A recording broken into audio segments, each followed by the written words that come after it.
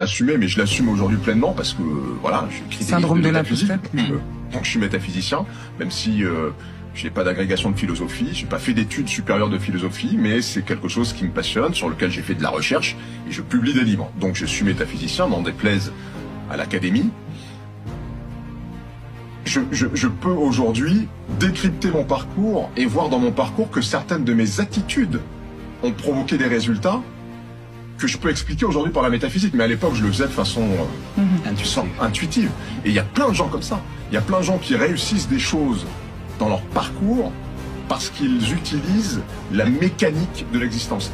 Encore une fois, la métaphysique, c'est décrypter la mécanique de l'existence. C'est comment ça marche, comment l'existence marche, et comment, en utilisant ces mécaniques, on peut réussir ce qu'on a envie de réussir. Je pense que des télérineurs, je pense que des entrepreneurs à succès, j'ai pas de nom là qui me viennent en tête, mais le créateur de Facebook, là, comment il s'appelle, Mark Zuckerberg, des gens comme ça, je pense qu'ils activent des mécaniques métaphysiques qui font qu'ils arrivent à leurs objectifs, qui peuvent apparaître au départ des objectifs extrêmement ambitieux et pas faciles à atteindre.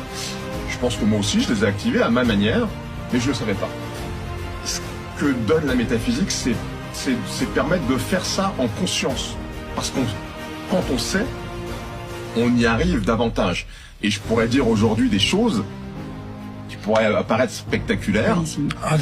Mais je sais pas. Nous sommes dans les finalités. Alors ici, t'es en train avec la pensée. Mais vous verrez qu'il m'arrivera des choses dans les prochaines années que certains vont considérer comme étant peu communes. Ils vont dire ah oui, mais maintenant je connais ces règles, donc je les applique. En tout cas, je m'efforce de les appliquer. Est-ce que et je sais que ça va donner des résultats. Est-ce que tu es prêt? C'est ce que je fais. C'est pour ça, à travers ces livres, justement, c'est la transmission. Je pense que ces règles-là, c'est hyper important de les partager. Absolument. Moi, il y a des choses avec lesquelles je suis très en désaccord. Les gens, par exemple, qui lisent mes bouquins, ils me demandent si je suis franc-maçon. Forcément. Non, je suis pas franc-maçon. Oui, mais tu as le, ce que je veux dire, c'est que le verbe de... Ce genre à la fois d'études, de travail, de réponses très puissantes, elles doivent être partagées au plus grand nombre.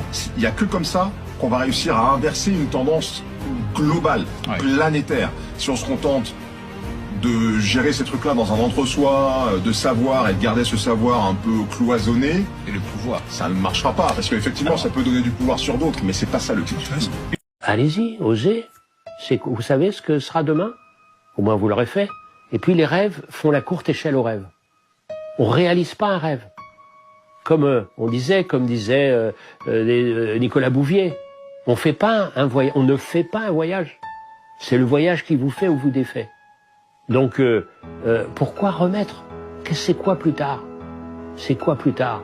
C'est quoi? C'est ce que vous attendez? C'est le repos éternel? Faut donner une date. Une phrase que j'adore et que je cite maintenant tout le temps, c'est « La différence entre un rêve et la réalité, c'est une date. Le genre, un jour je ferai ça, au revoir. » Parce qu'il le fera jamais, ou elle le fera jamais. On y va.